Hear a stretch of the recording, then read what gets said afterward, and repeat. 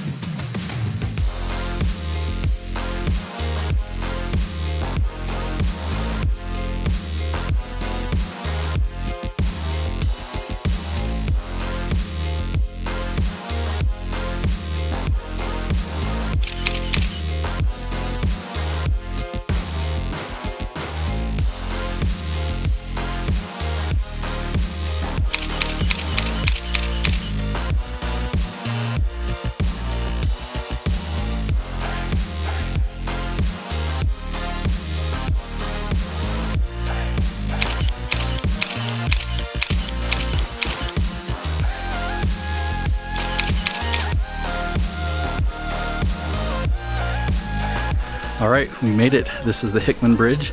Great hike, a mile up, having a lot of fun. Good we came here on a cool day. Now we're gonna head down and go meet with Nathan and Marissa and Hensley from Less Junk, More Journey. Well, I'm excited to be here with you guys. Yeah. I've enjoyed watching your adventures and your travels, and so when we come to the topic of how to start a travel vlog, I thought of you guys, and when I knew that you're in Utah, I'm like, let's see if we can connect. Yeah. So I guess the first question is, if somebody were to ask you, well, how do I start a travel blog or vlog, what would you guys say? Well, the vlog part is how we started more than the blogging. I would say you start with what you got. Well, when we started, all we had was an iPhone, and then I think I ended up getting a GoPro 4 a little bit after that. But I really just started with an iPhone. So you just start with what you've got and get experience, and I got a look and a feel for what I like to do and what I thought looked good and what felt natural for our style videos, and just film until you get a feel for it. It's a lot of practice. Yeah, in the beginning we were super awkward. It is when you're filming yourself for the first time and you're in public, or I was even embarrassed in front of you. I would be like, here, let me film, and you go back there. So it just took time, really. Well, one of the worst things, if you haven't done a lot of filming, to me, one of the worst things that could happen is to be a one-hit wonder. It sounds like a good thing, like if you get your 10 minutes of fame. But if you're really terrible at it, they'll come back and watch your second video and they'll all leave. So it's almost good. Like, you don't want a huge crowd watching at the beginning while you get that experience in. So I think it's fair. It's fair that you just kind of earn your keep. And I mean, our first 6 months they're pretty rough. We don't refer to them very often. Are they still live? Oh, they're out there. Yeah, but we're like, hey, go check out our second video we ever made. We're like, we were just scared. Yeah, and kind of getting used to it. Yeah, I think we've gotten used to the camera a little bit more. I mean, we still get embarrassed. So how long has it been then? Year and a half. Yeah, I think on YouTube. We've been living in an RV for 2 years and been on YouTube a year and a half. So how far in advance will you guys plan your traveling, your destinations? We know the area we're going to, sometimes up to a year in advance, but usually at least 3 to 6 months in advance. We know the area, like what part of the United States we're going to, what states we're going to hit, maybe what major destinations. But as far as knowing like exactly where we're going to stay, like what campground or when exactly that's going to be, like it's kind of scary, but we really don't plan down to the day. Like right now, where we're at right now, like we haven't booked anything for like next week. So we don't even know where we'll be exactly next week. We just know the area. I think we've done it both ways. When we first started, we had every single thing booked out, which is really nice because you don't have to worry about, where you're going to stay. If you want specific campgrounds, then you do need to have reservations far in advance.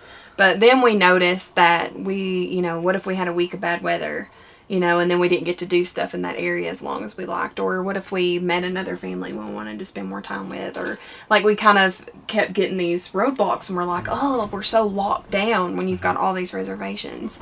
So that's when we just decided that the flexibility was worth maybe not knowing exactly or not getting into that specific campground that we wanted. And that's worked good for us. It has. It's a good balance of kind of knowing where we're going but not knowing exactly where we're staying.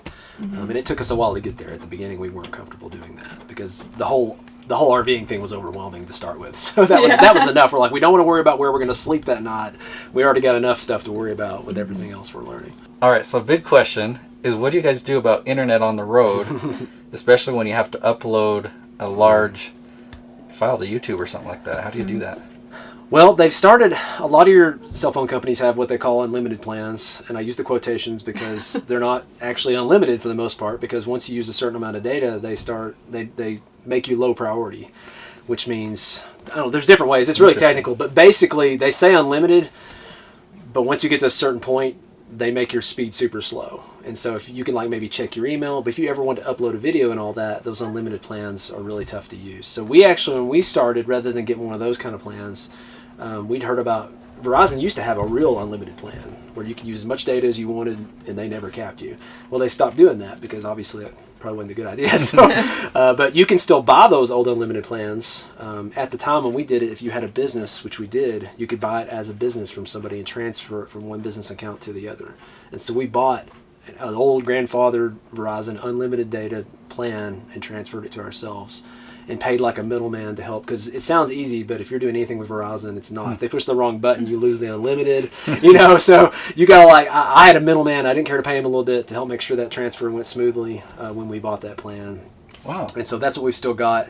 Now Verizon has started cracking down on that a little bit, so we try to keep it at a reasonable amount, like 100, 200 gigs, something like that, which sounds like a crazy amount.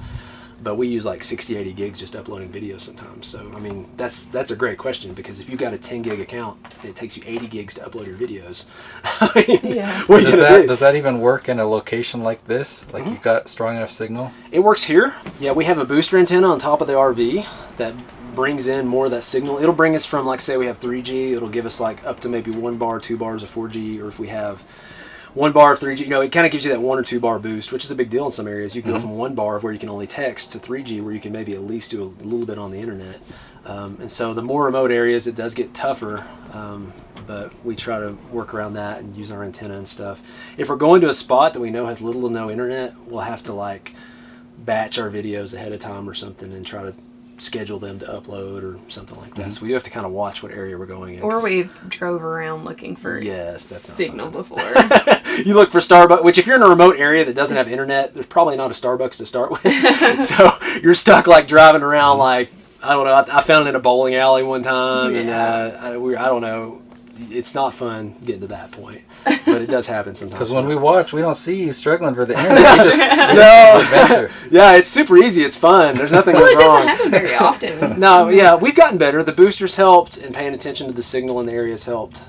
We just look ahead of time, like he's saying. If we kind of do our research and check and see if it's going to have any service, and then he'll kind of work on the videos ahead. Yeah. It's a lot of this stuff. Like we didn't think about it or know to do it to start with, and we've kind of. Hopefully you learn from your mistakes as you go along.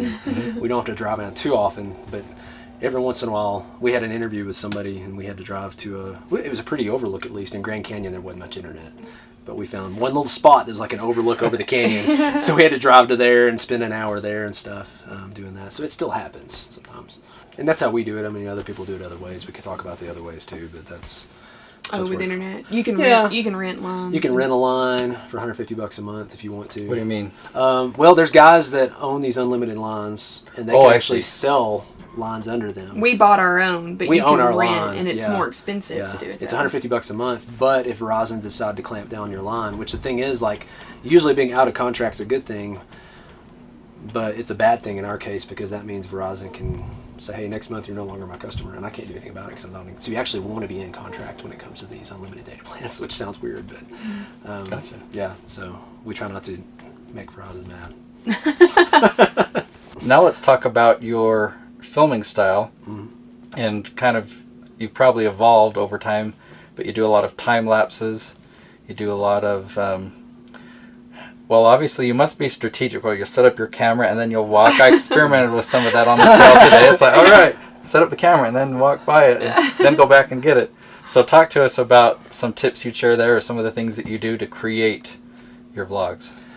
Well, I'll start by saying I think a lot of there's really not much that's original as far as filming. Like now there's originality as far as how people piece together what they've seen other people do with filming.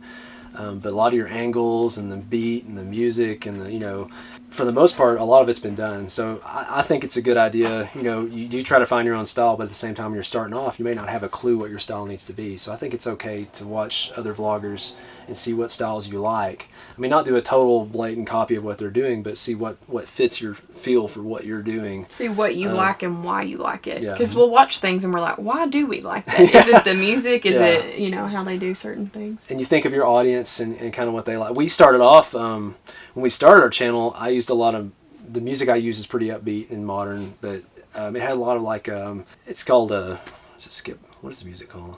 Anyways, the style of music had a lot of I guess I call it screaming. It's not like heavy metal or anything like that. It had like a lot of high pitch and a lot of skip beating to it and stuff like that.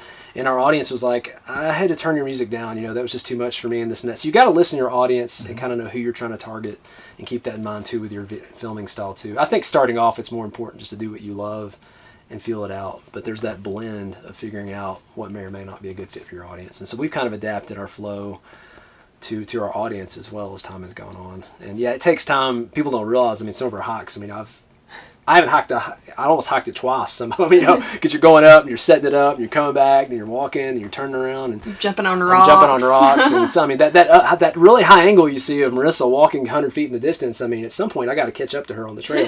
And there's so it's funny when you really sit there and think about some of the angles, I guess, for shots and stuff. Yeah. I had another follow-up that I was thinking about. And then I started visualizing you up on the rock. It's good exercise, though.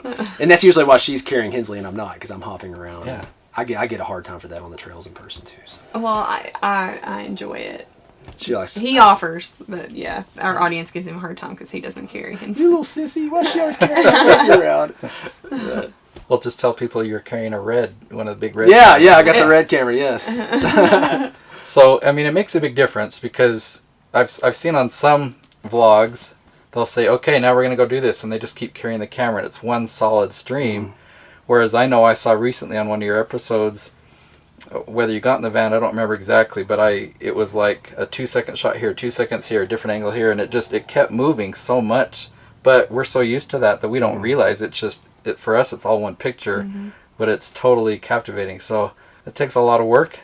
It's a lot of editing, yeah. 3 to 5 hours editing on each video, depending on how much video it is, and that's probably includes the upload time and all that too. But yeah, there's days where I've had to get 2 videos done in a day, and it's like a whole day of sitting there and editing nonstop, and my head starts to hurt. But yeah, I've even, when we first started, I would do 3 to 5 second clips, and then over time, I don't know if it's just what kind of evolved or what, but the clips have gotten, I don't know if they'll ever get to 1 second clips or what, but it's like they've gotten shorter and shorter, like people's attention span's getting shorter and shorter, so we have to edit faster and faster. But again, you're just kind of working to the audience and working to the feel of the video. So when you're filming that, you're just thinking, okay, now I've just got to get a lot of different angles, and so you're in one spot for a while, doing a lot of... Yeah, I'm thinking ahead. If I need 4 to 6 shots at 4 to 6 different angles, and then I know when we're going to talk next and what we're going to talk about. And if I know what we're going to talk about is talking about a certain thing, I'm already looking for angles that maybe have to do with what we're going to talk about or something like that. So I do try to think ahead. And then at the beginning of the day, if I can, it's about story with the videos too. You don't just go out and just show, hey, here's my dog, here's my cat. You got to think ahead of what the story's going to be. Or so, you'll even say, what did we learn today? Yeah. Or what are we doing today, and how could that help other people?